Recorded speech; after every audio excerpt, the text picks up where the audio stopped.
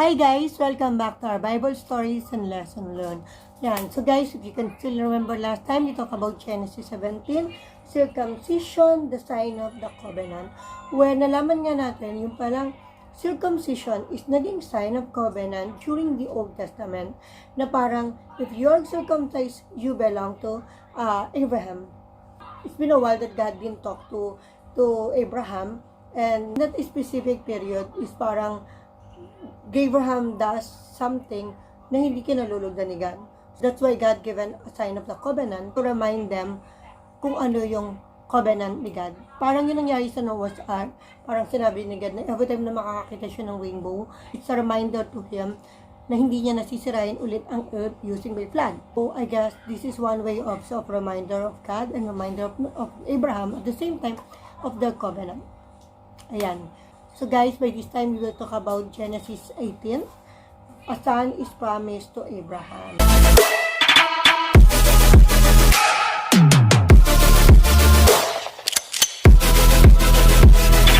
Genesis18. A son is promised to Abraham. The Lord appeared to Abraham at the sacred feast of Mamre. Abraham was sitting at the entrance of his tent during the hottest part of the day. He looked up and saw 3 men standing there. As soon as he saw them, he ran out to meet them. Bowing down, his face touching the ground, he said, "Sir, please do not pass by my home without stopping. I am here to serve you. Let me bring some water for you to wash your feet. You can rest here beneath this tree. I will also bring a bit of food. It will give you strength to continue your journey.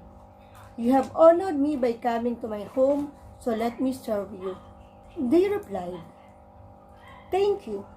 We accept." Abraham hurried into the tent and said to Sarah, "Quick, take a sack of your best flour and bake some bread."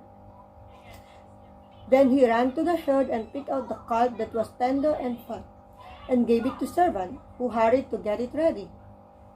He took some cream, some milk, and the meat, and set the food before the men. There under the tree, he served them himself, and they ate. So guys, can you imagine that? In the Old Testament, God is just like us, walking like a human being.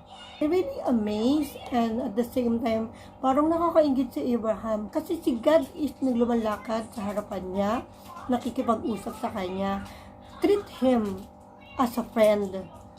Diba? Hindi na nga dapat siya nagda-doubt sa mga pangako ni God sa kanya. Kasi parang eye to eye. Nasa face to face. Nasa harapan niya si God, nangangako sa kanya. Diba? Paano ka pa magkakaroon ng doubt? But we never know what happened. We cannot judge Abraham because of mentality na meron tayo. Kasi their mentality, their experience, yung mga nangyayari before, is malayo sa nangyayari sa ngayon. Yung attitude ng mga tao before will be different also sa attitude ng mga tao ngayon.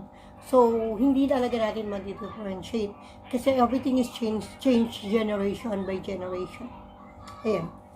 And then, they asked him, "Where is your wife Sarah?"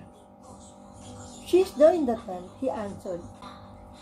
One of them said, 9 months after now, I will come back and your wife Sarah will have a son. Ayan, nakita nyo guys, by this time, detailed na yung sinabi ni God kay Abraham. So previously, sa mga nakakaraang topic natin is, God is always promising kay Abraham na magkakaanak ka, bibigyan ka ng maraming descendant, magkakaroon ka ng maraming anak, something like that. Pero hindi siya detailed. I think because that is not the right time. And by this time, in Genesis18, it's the right time that they can have a child. So, very specific and very detailed. 9 months from now, he will come back and your wife Sarah will have a son. Sarah was behind him at the door of the tent, listening. Abraham and Sarah was very old, and Sarah had stopped having her monthly period. So Sarah laughed to herself and said, "Now that I am old and worn out, can I still enjoy sex? And besides, my husband is too old." Imagine guys, She laughed by herself, but God still hear her. Sabi ko nga, di ba, wala tayong may tatago kay God. So kaya nga sabi ni God, why did Sarah laugh and say, can you really have a child when I'm so old? Is anything too hard for the Lord? As I said, 9 months from now on, I will return and Sarah will have a son. Because Sarah was afraid, she denied it. I didn't laugh, she said. Yes, you did, he replied. You laughed. So guys, if you can see, Abram and Sarah is struggling with doubt with the Lord.